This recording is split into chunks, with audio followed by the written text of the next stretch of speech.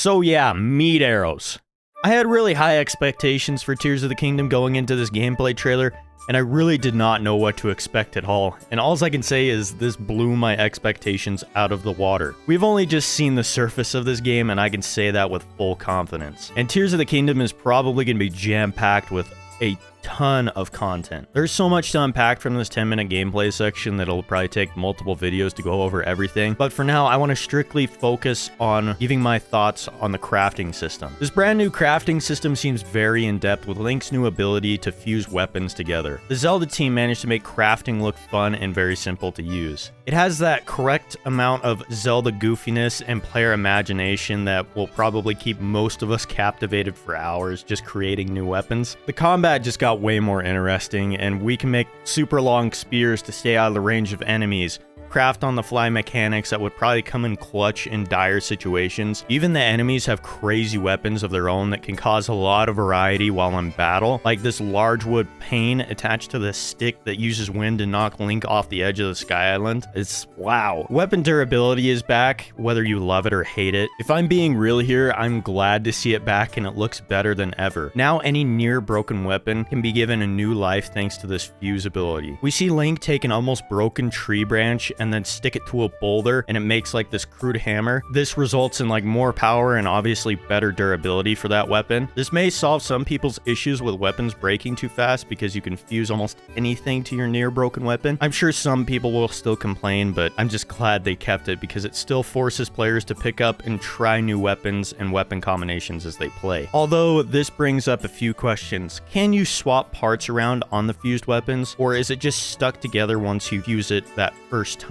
with no way to really change around the parts? Also, will we be allowed to stack materials on a single weapon and make it more powerful, like connecting a rock to a stick and then adding a farmer's pitchfork to make it a multi-layered weapon? I personally would like to see the latter of this for even more weapon variation and customization, but if it's just this basic style that we've seen so far, it's still awesome, and I don't really care. And one of the most exciting changes that I'm so happy about is monster parts and materials. They now have a huge use thanks to the crafting system, unlike Breath of the Wild, where you would just continue to collect monster parts and they never really did much outside of Kilton and certain elixirs when you were cooking. We see a few examples of this with Link taking down one of the constructs, and it drops a construct horn that looks like you could attach it to the end of a long stick to make a spear or make a short-handed sword out of it. I would assume based on the trailers, every enemy will now have some sort of craftable drop you can implement into your weapons to make them even stronger or add special abilities. Shields get the same treatment, like this puff shroom that blows apart, creating a smoke screen when hit, allowing you to sneak attack around the backside of an enemy, which is amazing and will help out a lot of players who struggled with combat right off the bat, like Breath of the Wild. Arrows are a bit different in how you craft them, and it looks like you can attach about anything to them, like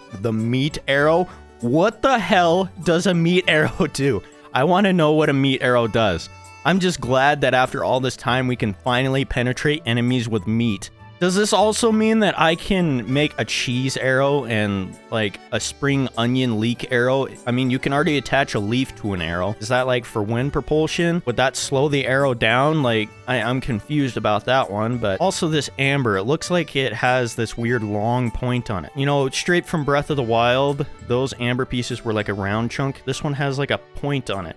Does that mean like all the other gems and stuff like that now have a point on them, and like ruby and diamond are a lot stronger of an arrow and they do pierce damage or something on armor? And if you make like this diamond arrow or whatever, can you go back and pick it up, or is it like a one-time use and it breaks after it hits? I would really like to know that. Also, does this mean I can make a meat bat if I fuse a boko bat and gourmet meat together? Those poor cows in Hateno Village are gonna get slapped by me with the meat bat I created with their brother who I just brutally murdered 5 seconds ago. I can already see the YouTube titles for Tears of the Kingdom. I'm gonna try and kill Ganon with only meat arrows, or all meat weapons speedrun. Fusing is going to be a very fun mechanic to learn, and I just can't wait to figure out all the secret recipes. Link also has a new ability called Ultra Hand that gives you the opportunity to make boats, flying machines, cars, and obviously much more. The possibilities are honestly endless here. It looks like you can build your own house anywhere in the world with just logs and maybe some wood sheets. When Alnuma was putting together those logs, didn't it seem like there was a gap big enough there for Link to fit through, like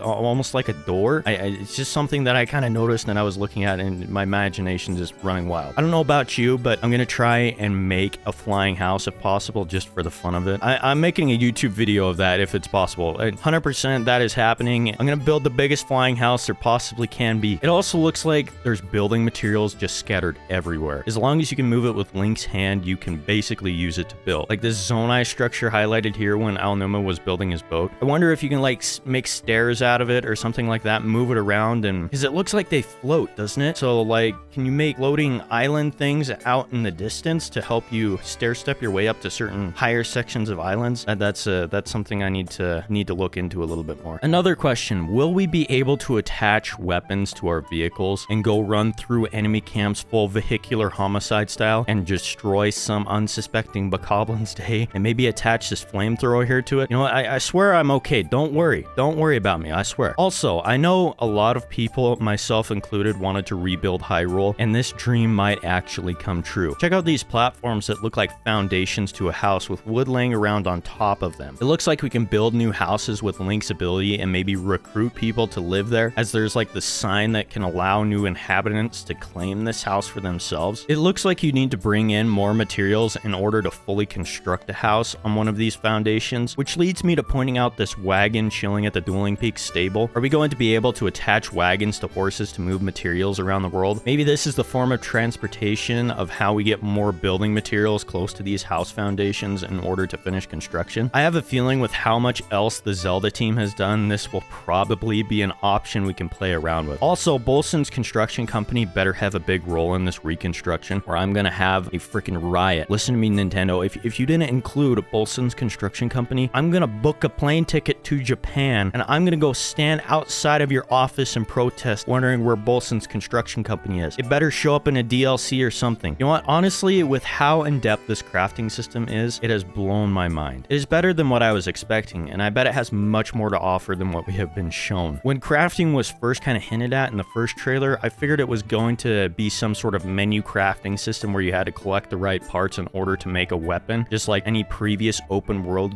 crafting games. But the Zelda team kind of just broke that convention of gaming, allowing for players to move objects around however they see fit and attach items, arrows and weapons and shields. It's honestly endless. It's truly up to the player's imagination with what they can create. The poor cows in Hateno Village. Oh shit, oops. I missed my joke, damn it! Son of a bitch. Alright, I'm gonna have to cut out that whole bit that I just spewed out. Arrows are a bit different. Fuck me. Hey, thanks for watching this video. If you enjoyed this, why not hit that like button and subscribe for more Zelda content. I also do other Nintendo and anime related content on this channel. As always, I'm TJ and I'll be seeing ya.